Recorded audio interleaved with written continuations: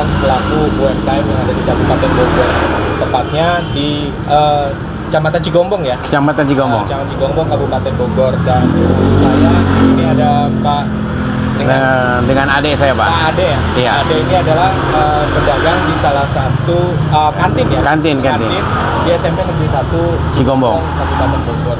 Dan jelang bulan suci Ramadan ini juga tentunya berdampak pada para pelaku UMKM, terutama mereka yang biasa berjualan pagi, siang, dan sore hari. Mereka juga harus menyiasati bagaimana cara mereka berjualan setiap harinya dan memenuhi kebutuhan hidupnya. Nah, kita ingin ngobrol nih dengan Pak Ade. Sehat, Pak Ade? Alhamdulillah sehat, Pak. Pak Ade, bisa ceritain nih Pak Ade, apa nih kan jelang Ramadan, tahun-tahun sebelumnya juga Ramadan, kira-kira apa sih siasatnya itu untuk bisa tetap produktif, dan apalagi produknya kan kalau produk makanan tidak seramai pada bulan-bulan biasanya dibandingkan Ramadan. Biasanya kalau di bulan Ramadan ini otomatis kan kantin sekolah tutup. Dan tapi kan dapur harus juga tetap ngebul. Maka untuk menyiasati supaya tetap bereksis itu, kita akan membuka stand buat buka puasa atau takjil gitu dengan beberapa teman-teman UMKM juga di lingkungan rumah. Oke. Gitu. Nah, biasanya apa sih yang dijual takjilnya? Ya takjil puasa yang biasa kita buat ya sebetulnya sih makanan-makanan pembuka seperti kayak kolak, ya. es buah, lontong, terus aneka gorengan gitu kan. Ya seperti ada risoles, macam-macam tuh risolesnya. Ada yang mayo, ada yang rogut gitu kan. Begitu juga dengan lontongnya, ada yang ya tergantung konsumen. Biasanya konsumen sukanya apa kan? Ada suka isinya oncom, ada suka daging, ada isi sayuran. Ya pokoknya apa yang biasanya konsumen pakai gitu ya, atau yang sukai, ya itu yang kita buat. Ditambah lagi juga kita menerima pesanan juga kue-kue buat lebaran gitu, kue kering seperti kayak nastar, putri salju, keju, kue kering lebaran itu yang buat suguhan gitu. Nah, ini kan pasti ada rutinitas yang berubah nih. Biasanya pagi nyiapin makanan di kantin sekolah, kemudian nanti setelah bulan Ramadan kan kantin pasti tutup selama sebulan gitu kan.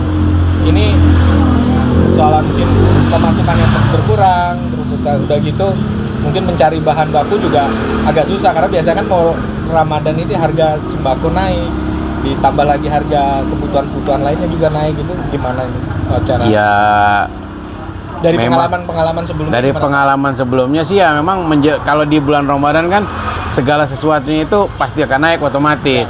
Ya sekarang kadang-kadang kalau kita mau naikin harga, penjualan juga kan agak berat karena daya beli masyarakat juga kan dengan kondisi baru pandemi gini juga akan sedikit gitu kan, atau rendah. Mau tidak mau margin kita yang kepotong. Yang penting kita dapat bertahan lah gitu.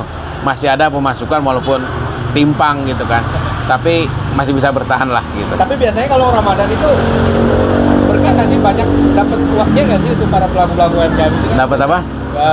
Keuntungan gitu, keuntungan selama Ramadan sampai nanti. Biasanya hari raya ya banyak berkah. Iya, gitu. ya itu sih tergantung keadaannya. Kalau sebelumnya gimana tahun-tahun sebelumnya itu, Ramadan sebelumnya? Karena tahun-tahun sebelumnya kan kita diserang sama pandemi gitu kan. Yang jelas kita masih bisa eksis bertahan gitu kan. Ya cukup-cukupin aja lah hanya buat dapur gitu kan. Karena kan tahu sendiri sekarang agak sedikit berat. Ketika pandemi pedagang dadakan juga akan banyak, yang tadinya tidak menjadi pedagang sekarang menjadi pedagang. Sedangkan pembelinya pasti konstan tetap kan gitu. Gitu. Tapi udah pernah mencoba sebelumnya Kang, Ramadan kemarin jualan takjil gitu siang-siang? Iya sudah. Sore-sore gitu? Ya tahun kemarin udah kita. Tiap tahun memang kita buka. Tiap tahun kita buka. Dibandingkan dengan pendapatan pada saat jaga kantin? Jauh. Sangat jauh. Jadi fokus ibadah. Fokus ibadah aja. Oke, ini buat terakhir penutup nih, Pak Ade, ini disampaikan buat teman-teman semuanya yang pelaku UMKM di jelang Ramadan, tip-tipsnya apa aja sih supaya bisa tetap bertahan dan produktif tanpa meninggalkan nilai-nilai ibadah gitu ya di bulan Ramadan. Ya sebetulnya sih kalau dari metode orang pemikiran bisnis kita kan, kalau bisnis UMKM itu kan rata-rata kita semua itu ya slogannya ya kayak kerja ikhlas gitu kan, kerja cerdas, kerja keras kan. Dari metode yang kita punya slogan seperti itu aja Ya memang kalau bulan puasa kita harus banyak ikhlasnya kan gitu. Kita juga harus cerdas mensiasati kan. Bagaimana dengan harga-harga pembelian yang tinggi kita dapat menjual dengan harga yang nggak mungkin kita naikkan gitu tetap gitu. Ya mau nggak teman-teman kita kerja keras karena kan di saat jam produksinya kan beda. Kita jam produksi otomatis kalau kita buat sore pagi kan. Mengapa kita kerja? Bagaimana tuh kita sambil puasa ya kan? Gitu. Sambil kita juga siapin makanan gitu. Ini produk apa aja nih, Bang? Kalau ini kebetulan kan dari pelaku UMKM, dari punya kawan dia konsinyasi lah gitu. Konsinyasi. Karena ini yogurt gitu. Karena kita nggak punya produksi. Dan ini juga udah ada sertifikasi halalnya gitu. Jadi ya memang untuk tahun ini kita sedang mengurus sertifikasi halal untuk semua makanan yang kita jual gitu. Oke, baik. Terima kasih Pak Ade atas waktunya.